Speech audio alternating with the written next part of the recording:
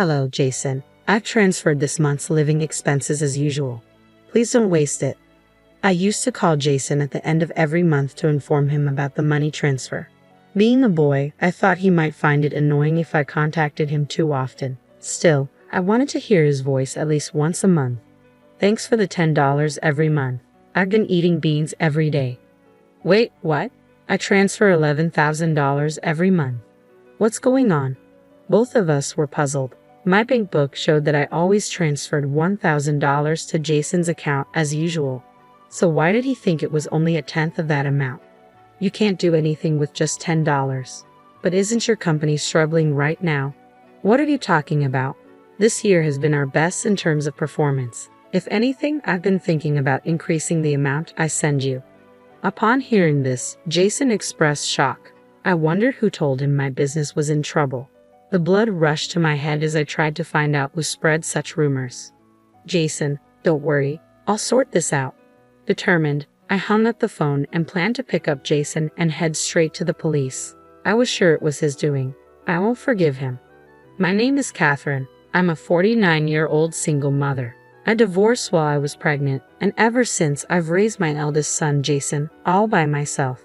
Thankfully, my family owns a business where I've been working hard to succeed, ensuring that life has been stable and Jason has never had to experience any hardships. Jason has always been a very sincere child, although sometimes a bit scatterbrained. He consistently performed well academically. When my father fell ill during Jason's elementary school years, it inspired him to pursue medicine, leading to intensive studies and securing a place in a prestigious medical university.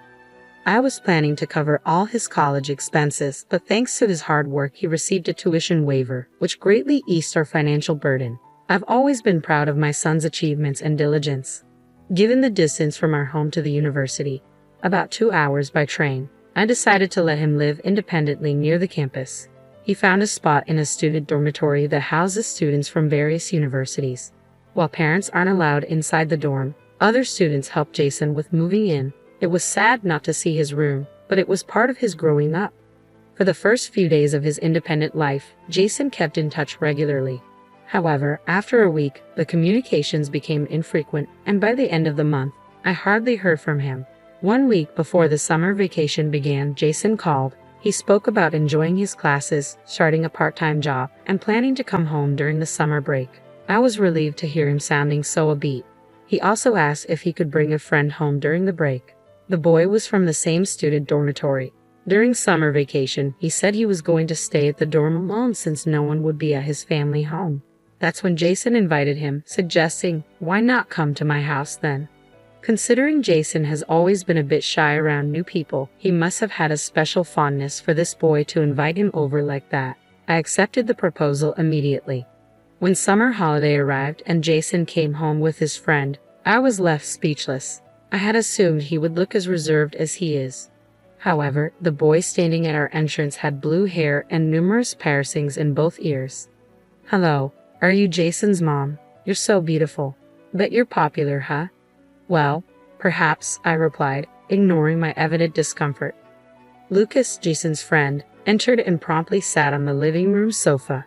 His presumptuous behavior made me want to speak out, but I restrained myself, remembering he was Jason's friend. Throughout his 3-day stay, Lucas consistently gave orders or suggestions to Jason every time. I felt uneasy, yet Jason didn't seem particularly bothered. "Hey Jason, let's hit up an arcade." "There's no arcade nearby, man. That's boring," Lucas replied. I wished he'd leave. If he was so bored, in those 3 days, I grew to truly dislike Lucas because he was always clinging to Jason. I hardly got any time with my son. Our precious mother-son time was being intruded upon, and honestly, I wished Lucas would leave soon. In the end, he didn't just stay for the 3 days, he lingered until Jason returned to school, depriving me of any quality time with my son. After going back to his dormitory, Jason's communications became sporadic. However, he sent me a monthly update and thanks for the allowance, so I believed he was doing alright as he was nearing adulthood. But come fall, unusually, I received a message from Jason in the middle of the month. "Sorry, I've been a bit busy and haven't been able to work part-time. I can't pay my rent. Could you send me a little money? Is it because exams are approaching? But I don't appreciate overspending. I'll send it this time, but be careful from now on, I replied. Upon hearing that, Jason responded in a dejected voice, I'm really sorry. It was an uncharacteristic issue for the normally responsible Jason, and I had a hunch that somehow Lucas might be involved. Hey, is there something troubling you right now? I'm fine, thank you as always. Just don't push yourself too hard. I was concerned by Jason's lack of spirit in his voice, but assumed he was just downcast because it was his first time having financial troubles. At the end of the following month, I called Jason. Hello, Jason. I've deposited your living expenses for this month. Don't waste it. Had a routine of calling Jason at the end of every month after making the transfer. Being the young man, I thought calling too often might annoy him, but I still wanted to hear his cheerful voice at least once a month. Thanks for the monthly $10 allowance. I've been eating beans every day. What I've been transferring is $1,000 every month. Wait, what? Both of us were puzzled by each other's words. My bank book clearly showed that I had, as always, transferred $11,000 to Jason's account. Why then did Jason think he was receiving only a tenth of that amount? You can't do much with just $10, but isn't your company going through tough times? What are you talking about? This year has been our best performance-wise. I've actually been thinking of increasing the amount I send you. Upon hearing my words, Jason let out a surprised gasp. Who had told him that my company was in danger? I wanted to find out who was spreading such rumors, and I felt a surge of anger. Jason, don't worry, I'll take care of everything.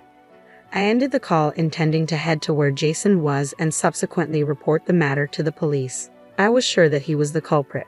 I won't forgive him. I took a taxi from the nearest station and stopped near the student dormitory. Then, I called Jason and told him to sneak out without anyone seeing him.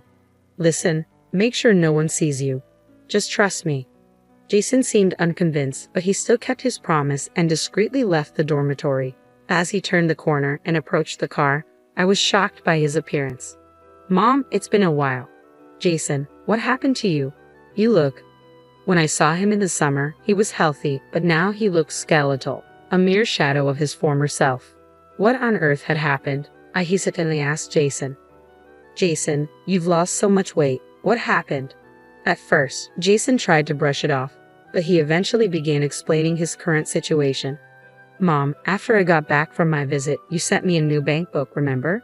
Since then, the allowance you sent has been reduced to $10. I did struggle a lot, but Lucas mentioned during my visit that you talked about closing down the company, so I thought maybe things were tough for you. I was stunned to hear this. I had no recollection of discussing such a thing with Jason during his visit. The company was achieving its best performance ever this year, and I had no intentions of shutting it down whatsoever. Moreover, there was another thing that struck me about Jason's story. Hey, what's this about a new bank account? Indeed, Jason hasn't opened a new bank account since he was born, and I've been depositing $1,000 into the same account every month. I have a bad feeling, Jason. Let's go to the police. The police? Why? The money I've been sending to you, someone might have stolen it. When I said that, Jason's eyes widened in disbelief, but soon he seemed to ponder if his suspicion might indeed be correct. I felt a pain in my heart, thinking about the hardship that might await Jason in the future. However, someone has to take responsibility for doing this to you. Driver, please take us to the nearest police station. With my request, the taxi started moving. The taxi driver, who overheard our conversation, kindly drove us to the largest police station in the city. Upon arriving at the police station, I supported Jason as we entered. Jason, once a member of a sports club and so diligent about his diet with an impressive physique, now seemed frail, perhaps even lighter than me. Tears welled up in my eyes as I supported him. A young male officer at the station listened to both our stories and offered comforting words. You've been strong, gone through tough times, he said, causing Jason to break down crying. Actually, we've had similar complaints from student dormitories in this area recently, the officer continued. About 3 families have come forward with complaints similar to ours, and all of them were pointing to one individual as the culprit. Isn't that individual by any chance someone named Lucas? I asked. The police officer sighed at my words and nodded. Jason was looking down next to me. Perhaps, even though he had suspicions, he wished deep down that it wasn't true. I placed my hand on Jason's back and looked at the officer. Is an investigation underway? The officer pondered for a moment and then guided Jason and me to a separate room. He asked us to submit a report on the damages we faced. I agreed and immediately filled out the report. Once the report was submitted, the person in charge informed us about the current state of the investigation. Lucas played a role similar to a contact person.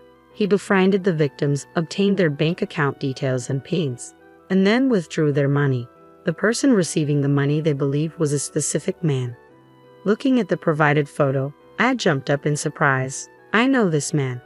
The police were equally shocked, their eyes wide as they looked at me. I took a deep breath, my heart racing, and began to explain about the man in the photo. This is Liam, right? He's my ex-husband and Jason's father. Wait, my dad? Jason's voice was filled with disbelief. The man in the photo was indeed Liam, my ex-husband. The reasons for our divorce involved financial issues and affairs with other women. After the divorce, I lost contact with him and never received any child support. However, I believed it was better for Jason not to have any bad influence from him, so I never tried to track Liam's whereabouts after that.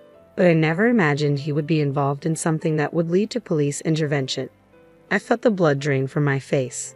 So, Jason was deceived out of his money by both a close friend and his biological father. Jason stood frozen, his mouth open in shock. Actually, we've discovered that this Liam and Lucas are father and son. Wait, what? I was taken aback. I had met Lucas before, and he had mentioned he was the same age as Jason. Given the rigorous ID verification at Jason's student dormitory, that was likely true. But if that was the case, it meant that Liam had another woman pregnant at the same time as me, which would be an affair. Though I no longer held any feelings for Liam, the revelation was still shocking. So, Lucas and I are brothers, Jason muttered, overwhelmed by this unexpected revelation. I was also at a loss for words, having never anticipated such a twist. In light of this, we have a favor to ask. Of course, I'll cooperate in any way possible to catch those two, I said. At my words, Jason nodded in agreement. Following the police's instructions, we decided to play along with their plan. I discreetly sent Jason back to his dormitory and checked myself into a nearby business hotel. The next day, ensuring Lucas was present, I made a call. Hello, how are you, Jason? I asked. Jason, mentioning he was doing the dishes, deliberately put the call on speaker. From this, I deduced that Lucas was nearby. I had a little unexpected income, so I'll be transferring some money into your account. Make sure to use it wisely. Understood. Thank you, Jason replied before ending the call. I stopped the IC recorder I had at hand and proceeded to transfer $88,000 into Jason's account. The next morning, armed with evidence, Jason sent me after verifying the bank transfer. I presented it to the police. Before heading to the dormitory, we made a brief stop. Once we arrived, we explained the situation to the dormitory's manager, who immediately led us to Lucas's room. Upon ringing the bell, we heard hurried footsteps approaching from inside. Yeah, who is it? Lucas asked, swinging the door open, only to freeze in his tracks, utterly shocked. In a place where outsiders were strictly prohibited, seeing me and the police officers must have been the last thing he expected. With a composed smile, I greeted the flustered Lucas. Hello, Lucas. It's been a while. I'm Jason's mother. Why would Jason's mother want to see me, and why are the police here? Lucas glanced over at Jason, standing beside me, and seemed to realize the nature of our visit. We have a warrant, so we're going to conduct a search now. I have to leave now, so could we reschedule this for another time? Lucas attempted to close the door forcefully. Without missing a beat after hearing the officer's statement, Lucas tried to close the door forcefully. However, the police officers were prepared for this. 2 officers forcefully opened the door, initiating the search. Almost immediately after they began, voices echoed from various corners. Lucas visibly slumped, realizing the gravity of the situation. Jason and I entered the room, leaving a deflated Lucas behind. There were multiple bank books and cards laid out on the table, all under different names. My head throbbed looking at the evidence. The police officers, with practiced hands, arranged the items according to their names and started taking photographs. How did you find out, Jason? Did you set me up? Lucas's voice trembled with disbelief. I thought you were my best friend, but all along, you were mocking me, internally watching me struggle. You've got it all wrong. There's a reason for all of this. Lucas scrambled to come up with excuses, but Jason didn't react at all. Frustration marked Lucas's face, and it seemed like he was about to lash out. I stepped in. It's pretty low to scam money from your own half-brother, I said, glaring at Lucas. Half-brother, Jason interjected, his voice betraying a mix of hurt and confusion. With whom you and Jason share a father, I clarified, watching as Lucas was rendered speechless by my words. Given that he targeted only students, it seemed probable that he had shared preliminary information with Liam. My family business is unique, so when Liam investigated Jason, he would have quickly realized that he's my son, I continued calmly. Is that a lie? Lucas demanded. It's true. Liam is my ex-husband and Jason's real father. It seems like he was cheating on me at the same time that you were born, I explained. When I said that, Lucas sat down in shock. I knew from the police investigation that Lucas had a frail sister. Soon after divorcing me, Liam quickly married his then mistress, but I heard that she didn't want a boy, and he was left to grow up neglected. Soon after, the sister was born, Liam and his mistress divorced, and the sister was taken in by her maternal family due to the cost of her treatment. It seems Lucas was taken in by Liam, I narrated, piecing together the family dynamics. They seem to have met regularly as siblings, and during those times, Lucas gave money to their mother for treatment, I added, feeling the strong bond between the siblings. And Lucas, it seems my assumptions were correct. Did I exploit my own sibling? With those words, Lucas was taken away by the police. Jason and I went straight to the police station, where we were shown our share from the confiscated bank book. Apparently, Lucas would get people drunk, go shopping with them, check their ATM pin, then go to their room and steal their bank book, card, and ID. He would wait until the holidays to check if their family was wealthy. Then he would create a new bank account, give it to them, and when money entered the original account, he would withdraw all of it and deposit only a little into the new account. No wonder every time I updated the bank book, I couldn't see what the money was used for, I sighed, realizing the reason. It seems Lucas quickly gave up Liam's name as an accomplice, and I was informed the next evening that Liam was also arrested. I went to the police and shared all I knew about Liam's past with them. After a while, I went to visit Liam. Jason wanted to come, but I asked him to wait outside. This time meeting Liam after 20 years, he looked older, but his condescending attitude was still there. I went too far. Liam, without any remorse, made this comment, and I struggled to control my anger. I forced a smile. Pathetic, lost it all in horse racing. I'll contact my parents soon and get out of here, Liam responded casually. I slapped a piece of paper in front of him. His expression changed immediately. What is this? He asked, flipping through the pages. Oh, I told your parents everything about you. Even after divorcing Liam, I kept in touch with his sensible parents. They felt guilty for not meeting Jason but kept me updated with photos. When I told them I was meeting Liam today, they asked me to give him this. Do you realize what this is? I asked. It says disarmament. Liam approached me aggressively through the glass. I calmly responded, until you, who ran away, won't understand their struggles. They wanted to meet their grandson Jason, but they waited until your mess was settled. You should have let them meet you instead of running away. A police officer in the room told me to calm down. I took a deep breath to compose myself. Anyway, I can now introduce them to their grandson. Oh, about Lucas. I paused. What about Lucas? He has nothing to do with you, right? Liam asked. They said they never want to see you again. They don't want anything to do with a father who exploits their half-siblings, I said. The mother-in-law said she'd take them in. What? How am I supposed to live without them? Liam's face displayed sheer despair upon hearing her reply, which was accompanied by my brightest smile of the day. Without heeding his plea, I left the visitation room. Afterward, more of his crimes were revealed, and he was sentenced to prison.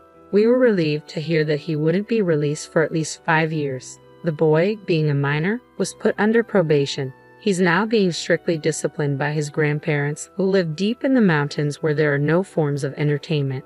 The boy seems to be struggling. By the way, the younger sister plans to undergo surgery overseas. The reason the boy was desperately collecting money was for her operation. However, the man had been spending that money on himself, seeking pleasure. Every time he does, he's reprimanded by the grandparents. Jason was initially confused but has since been studying hard to become a doctor. His grades are steadily improving, and he's approaching the time for the national exam. As for me, the company has grown even more, and I've been able to send more money to Jason. Moreover, someone who has been supporting the company alongside me suddenly proposed to me. I'm currently holding off on giving an answer.